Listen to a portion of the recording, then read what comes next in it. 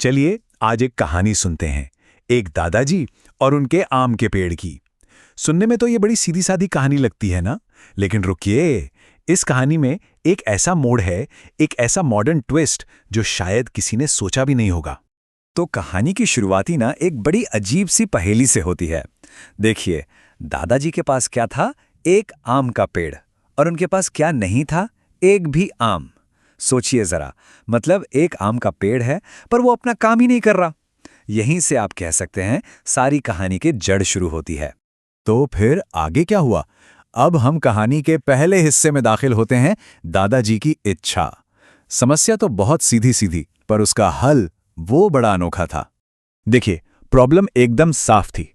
पहला स्टेप, एक ऐसा पेड़ जिस पर फल ही नहीं लगते। दादाजी के पास पेड़ तो था, पर बेचारा फल देने को तैयार ही नहीं था। तो उन्होंने क्या किया? उन्होंने उठाया दूसरा कदम, एक जादुई इलाज। एक खास आम बढ़ाने वाली दवा ली और पेड़ पर डाल दी। लॉजिक तो एकदम सीधा है कि नहीं?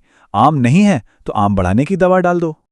और बस इसके बाद जो हुआ वो किसी चमत्कार से कम नहीं था। दादाजी की इच्छा पूरी तो हुई, लेकिन इतनी ज्यादा पूरी हो गई जिसकी किसी ने कल्पना भी नहीं की थी। अब कहानी में आता है चमत्कार और दौलत का दौर। अरे, दवा ने तो गजब का काम कर दिखाया। देखते ही देखते उस पेड़ पर एक दो नहीं, 100-200 भी नहीं, बल्कि हजारों के हजारों आम लद गए। जरा सोचकर देखिए दादाजी की खुशी, उनका तो मानो सपना ही सच हो गया था। तो फिर नतीजा क्या हुआ? बिल्कुल किसी परियों की कहानी जैसा। दादाजी ने वो सारे आम बेच दिए और रातों रात अमीर हो गए। वाह, कहानी खत्म। हैप्पी एंडिंग है ना? पर कहानी यहां खत्म नहीं होती। यहीं से कहानी एक ऐसा मोड़ लेती है जहां कामयाबी ही मुसीबत बन जाती है। जी हां, अब शुरू होता है आमों का सैलाब। वो पेड़, वो तो रुका ही नहीं। आम आते गए, आते गए, आते गए। सबसे पहले तो दादाजी का पूरा खेत आमों से पट गया। जो चीज कभी वरदान लग रही थी, वो अब धीरे धीरे कंट्रोल से बाहर जा रही थी। और बात सिर्फ खेत तक नहीं रुकी। आम इतने ज्यादा हो गए कि दादाजी का घर, उनका पूरा घर अंदर तक आमों से भर गया। जरा सोचिए, चलने फिरने उठने बैठने की जगह पर सिर्फ आम ही आम। हद तो तब हो गई जब ये सैलाब घर से निकलकर पूरे गांव में फैल गया। खेत, घर और अब पूरा का पूरा गांव आमों से ढक गया। अब ये सिर्फ दादाजी की पर्सनल प्रॉब्लम नहीं रही थी, ये तो पूरे गांव की मुसीबत बन चुकी थी। तो अब क्या करें? जब पानी सिर से ऊपर निकल गया तो दादाजी ने एक बड़ा कदम उठाया। उन्होंने तंग आकर पेड़ को एक एंटीडोट दे दिया, मतलब एक आम रोकने वाली दवा। सोचिए, जिस चमत्कार ने उन्हें अमीर बनाया था, उसी को उन्होंने अपने हाथों से खत्म कर दिया। यहां पर एक सवाल खड़ा होता है, आखिर दादाजी ने आमों को रोका क्यों?